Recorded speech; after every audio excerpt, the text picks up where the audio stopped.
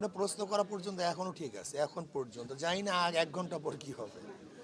এখন পর্যন্ত আপনার সাথে প্রশ্ন এবং জবাব দেওয়ার কালীন অবস্থায় এখন পর্যন্ত এক বাক্স নীতিতে আমরা এখন পর্যন্ত ঠিক আছে।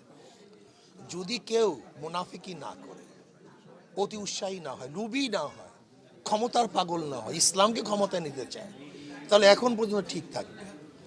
কারণ এক বাক্স নীতিটা তো আসলে পীর সাহেব চরমনে ঘোষণা করেছেন, এর আগে তো কেউ ঘোষণা করেন না। এখানে একটা অনেকে প্রশ্ন করে জামাতের কাছে আমরা সিট চাই। জামাতের সিট চাবো কেন? আমরা কি জোট করছি কারোর সাথে জমুকের সাথে সিট চাবো? এটা সাংবাদিকরা কিন্তু এটা মারাত্মক ভুল করতেছেন আপনারা। কিন্তু জামাতের কাছে আমরা কেন সিট চাবো? এই নীতি তো আমরা দাঁড় করছি যে এক বাক্সর নীতি বাংলাদেশে প্রথম কে ঘোষণা করছে? ইসলামী আন্দোলন বাংলাদেশ।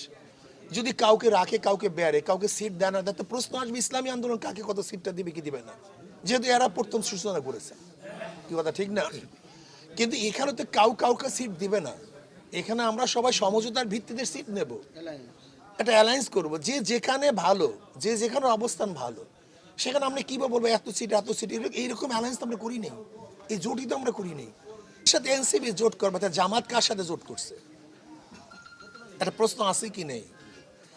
জামাত যদি ৮ দলের সাথে থাকে, তা এনসিপি এককভাবে জামাতের সাথে জোট করে কিভাবে?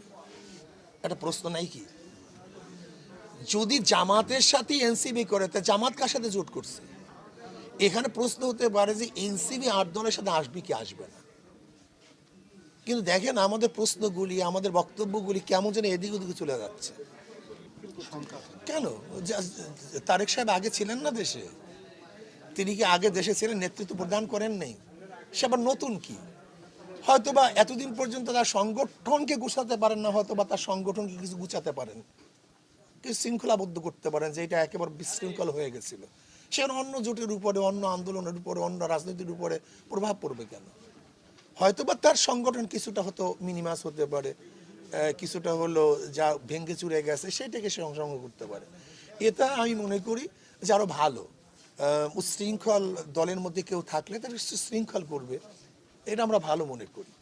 আমরা মনে করি যারা আমরা নির্বাচনে অংশগ্রহণ করব